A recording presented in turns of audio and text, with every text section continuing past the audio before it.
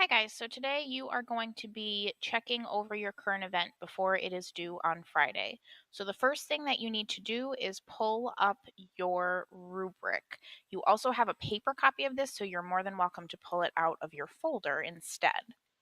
So if we look at the first thing on the rubric, it is about information, and this is your first paragraph. So your topic needs to be current and important. This paragraph needs to contain all of the background information that the reader needs to understand your topic.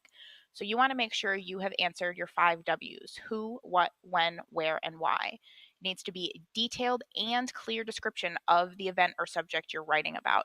So if you look at your current event, you want to find, does it tell who the event is about? So if I look at this example current event from a student, here we have who right here. So I think that I'm going to highlight my who in, we'll see, we'll go yellow today.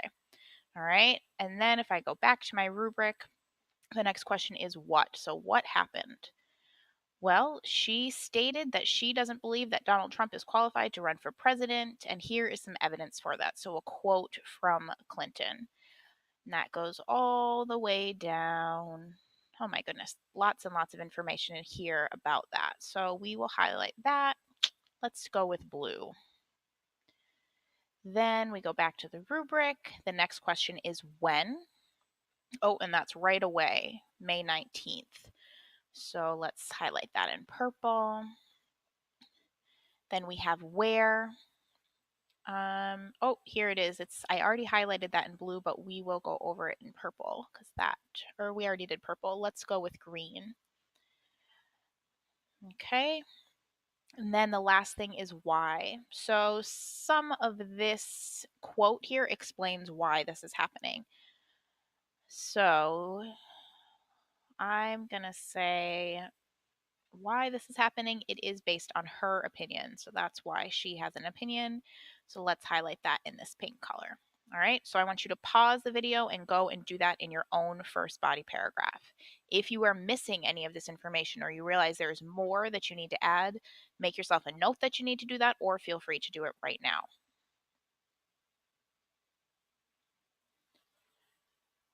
All right, now that you have checked your first paragraph, you want to look at your second body paragraph, and this is the second part of the rubric about the importance and the significance. So this paragraph needs to talk about the importance of this event or topic to the world, country, people, etc.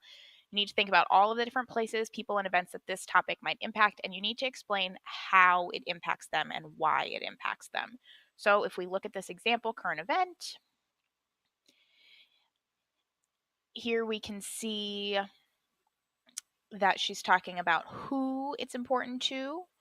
So it is important to the citizens of the country who are impacted by these people. So we've got that. So I guess I will comment. I'm going to make a comment off to the side that says this impacts the citizens. Okay. And then let's see, what other part does she say? Also, they impact the campaign trail. They could be used against the candidates. So here we've got another one where it's important to the candidates.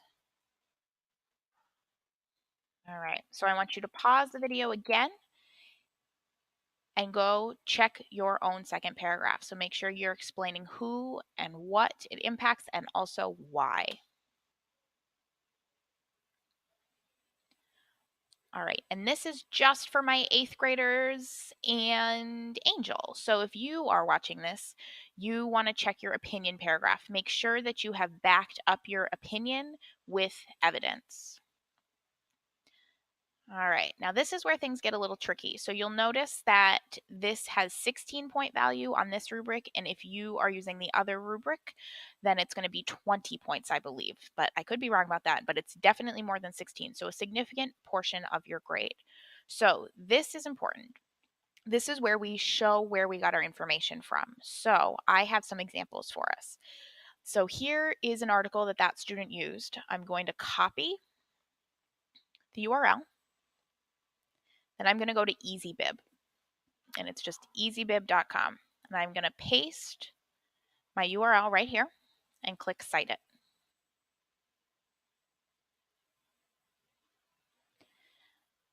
It's gathering my information.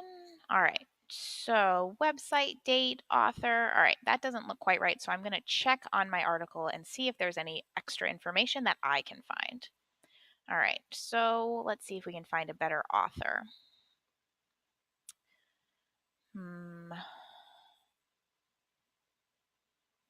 Well, let's see. And this is an important part. It can take a little bit of time sometimes to find the information you're looking for, but it's always important to look. So I'm not seeing an author's name on here. Well, shoot. All right. So sometimes there won't be an author, and that's okay. So I'm going to delete this because this isn't a person's name. All right. And we're just going to not have an author, which is unfortunate, but it happens. So let's go see if there's a publisher or a sponsor. No, it doesn't look like it. What other information is missing? Oh, the date that it was electronically published. That I know was up at the top. So right here, May 19th, 2016. So 19th May. Oh, not March. We are looking for May. There we go. 2016. All right. And then I'm going to click Create Citation. All right. So now I would want to copy and paste this in. Oops. Let's try that again. I'm going to copy and paste this into my document because I need to show where I got my information. So here is what the student already put into this example, but I'm going to do it again so I can show you some of the formatting pieces because that can be a little bit challenging. All right, so first of all, I want to change it. It's highlighted and I don't want it to be highlighted. So I'm going to click none. And this one luckily did work out the way that I wanted it to. But sometimes what will happen, sometimes what will happen is it will paste itself in looking just like a normal paragraph, all right? And that's not the correct format. So you can see above, this is the correct format. This is not so much. So what you're going to do is you're going to drag the triangle over to that 1/2 inch mark. And that pulls the whole thing over. Then you're going to pull the rectangle back over to the 0, and that will format it the way that you need it to. All right. So I'm going to delete this because this student already has citations in there. And then you're just going to do it with both of your citations. Super important that you have 2 citations. So pause it right here and go deal with citing your sources. All right, the next part is your format. So you want to make sure that it's 3 paragraphs. Everybody except for the 8th graders and Angel, that is 2 paragraphs for you. And if you need more paragraphs to get all of the information in, feel free to do that. Then you want to make sure your name, teacher's name, class, and due date are in the top left-hand corner. So let's go see what this student has up there. So we've got the due date, we've got the name of the assignment. So student name, my name, what else did it say? Name, teacher's name, class. So instead of, I'm going to put current event, but I'm going to put social studies because that is really the class. Okay, so make sure you have those pieces of information. Feel free to pause and add that to yours if you need to. All right, then the last piece of your MLA formatting is that the whole thing needs to be Times New Roman, size 12, and double spaced. So that's what this student has, but just to make sure everybody's clear on how that works, you want to highlight your whole thing. You want to make sure that the font is Times New Roman, that it is size 12, and that it is double spaced. So right here, okay? Then the last thing is checking for your conventions. So you want to make sure that you read through and check for cops. So making sure that you use your basic capitalization and punctuation and checking it over for spelling. And it is really important that you have somebody else proofread this so that way it is double checked and not just by your eyes. All right, so take your time, go through your own current event, and you will be all set.